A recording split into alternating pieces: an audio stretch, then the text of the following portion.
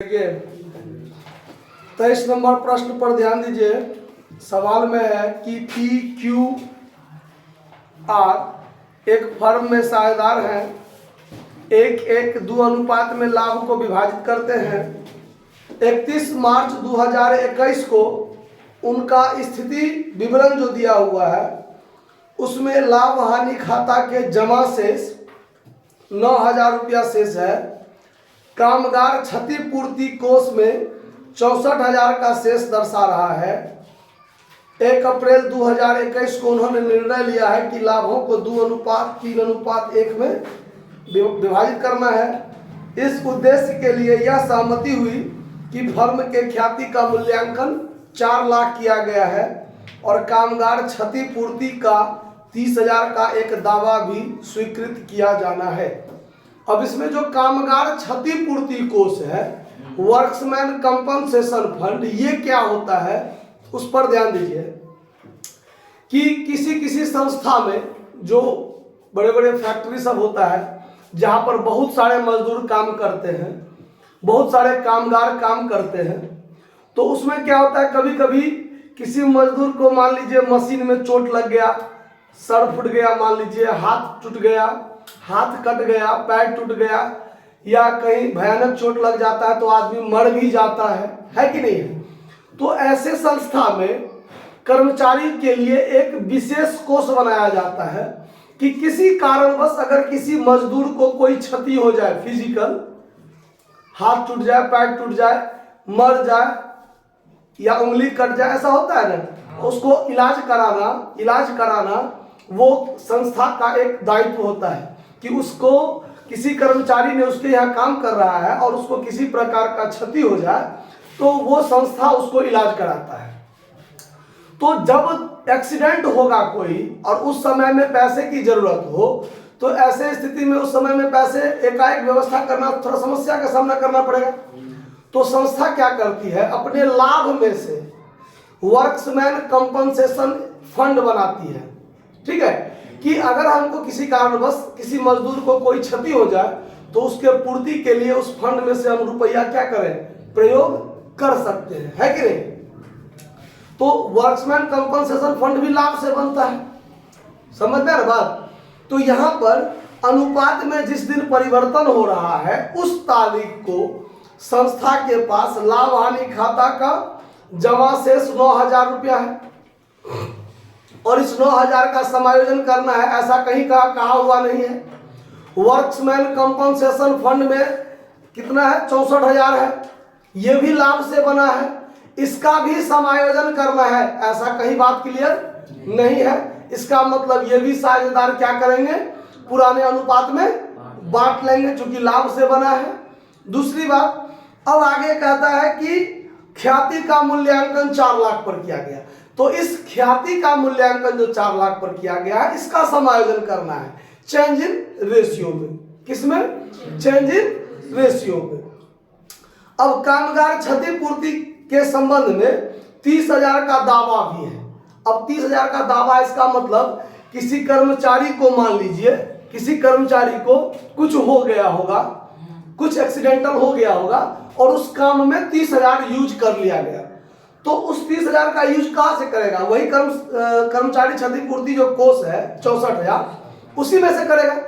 उस 64,000 के कोष में से 30,000 तो कंपनसेशन एडजस्ट हुआ, बाकी बचा 34,000। उस 34,000 को ही साझेदार आपस में क्या करेंगे, बांट लेंगे। क्लियर।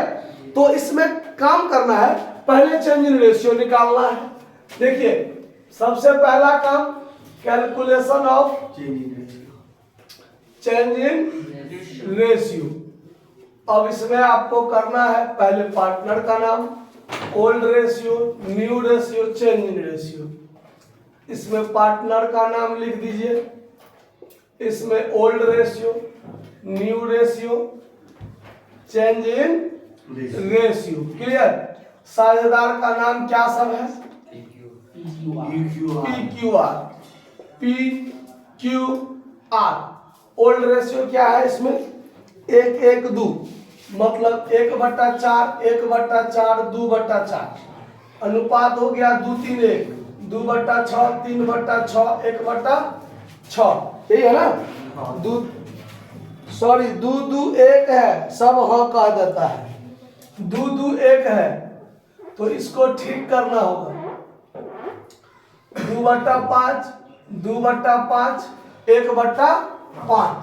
अब यहाँ पर देखिए 5, 4 का लघुत्तम होगा 20, 5 में से 8 जाएगा तो -3/20।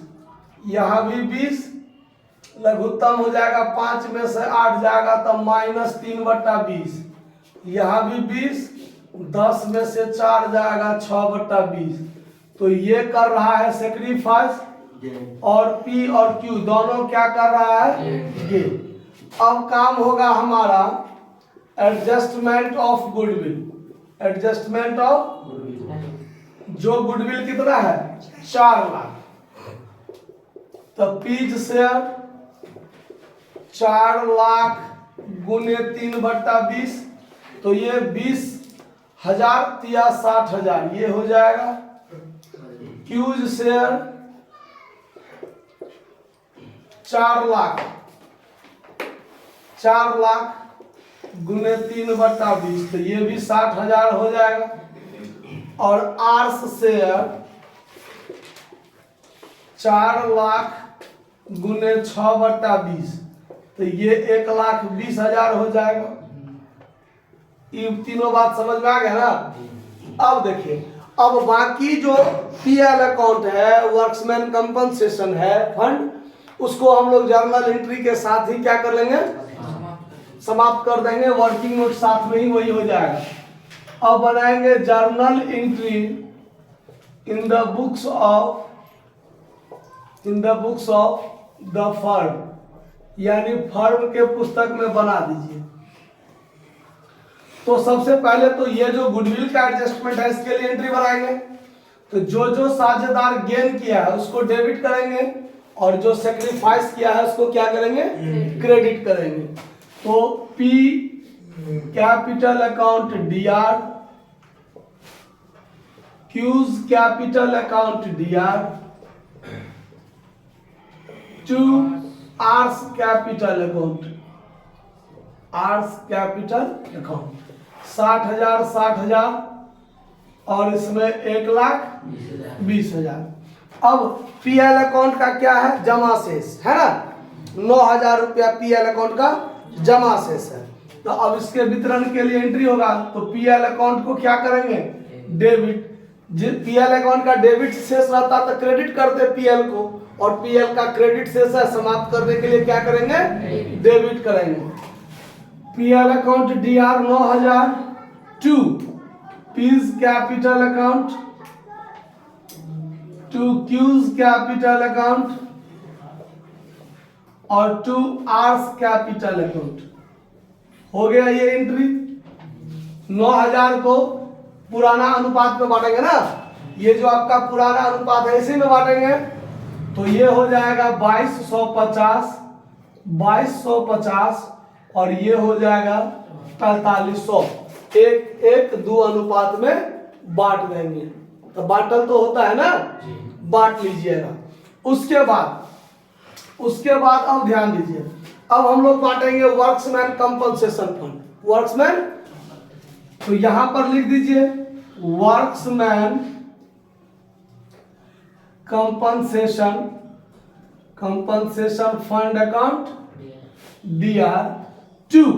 अब इस वर्क्समैन कंपनसेशन फंड में 2 पार्ट बनेंगे। एक पार्ट तो 64,000 में से 30,000 कंपनसेशन में समाप्त होगा, बाकी जो 34,000 बचेगा वो साझेदार आपस में बांटेगा। तो या तो दोनों का एक में ही एंट्री बना सकते हैं, या फिर दोनों बात के लिए अलग अलग। यानी वर्क्समैन कंपनसेशन फंड क्रेडिट शेष होता है, समाप्त करने के लिए डेबिट करेंगे। तो डेबिट करेंगे कितना से? 64,000 से। तो या तो एक के बार 64,000 का डेबिट कर लीजिए, 30,000 कंपनसेशन में या 34,000 साझेदार के बीच बांट दीजिए, या फिर हम दोनों को अलग अलग करके भी दिखाते हैं। तो सबसे पहले हम यहाँ 30,000 से डेबिट करेंगे, जिसमें to claim for compensation, to claim for workmen compensation, shortcut में लिख देते हैं, आप लोग लिख दीजिएगा कंपनसेशन अकाउंट, यानी कर्मचारियों के क्षतिपूर्ति से संबंधित दावा भी है 30,000 का। तो उस 64,000 में से 30,000 तो इसमें समाप्त हो जाएगा, एडजस्ट हो जाएगा। दूसरा, एक बार फिर करेंगे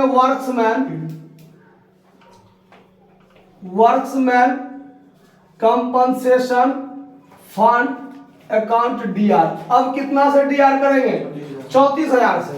अब ये 34,000 जो फंड में रुपया बच गया, उसको साझेदार आपस में क्या कर लेंगे? बांट लेंगे। तो बांट लेंगे तो लाभ का बात होता है। समाप्त करने के लिए डेबिट किया 2 में P's capital account, P's capital account, to Q's capital account और टू आर्स कैपिटल अकाउंट। अब इस 34,000 को तीनों साझेदार बांटेगा। तो देखिए 1:1:2 अनुपात में है ना, आप भी मुजबानी कैसे बांट सकते हैं? तो 34, अब 4 रुपया में 2 रुपया आर लेगा, ये 1-1 रुपया कौन लेगा? पी क्यू लेगा। तो 34 रुपया 16 हुआ, तो आधा कौन ले लेगा? आर। तो 17,000 तो आर ले लेगा, तो 17,000 दे दीजिए आर में है, और फिर पी क्यू लेगा, फिर आधा का आधा है ना, तो 34,000 का आधा 17,000 दार ले लिया। अब 8,500 कौन लेगा? पी और क्यू लेगा। तो यहाँ पर पी में भी 8,500 और क्यू में भी 8,500 हो गया ना 34,000। तो ऐसे करके आप इसको बांट सकते हैं। ठीक, तो ये सवाल आपका बनकर क्या हो गया? तैयार हो गया। इसमें और आगे कोई बात नहीं कहा हुआ है, नोट कर लीजिए। धन्यवाद।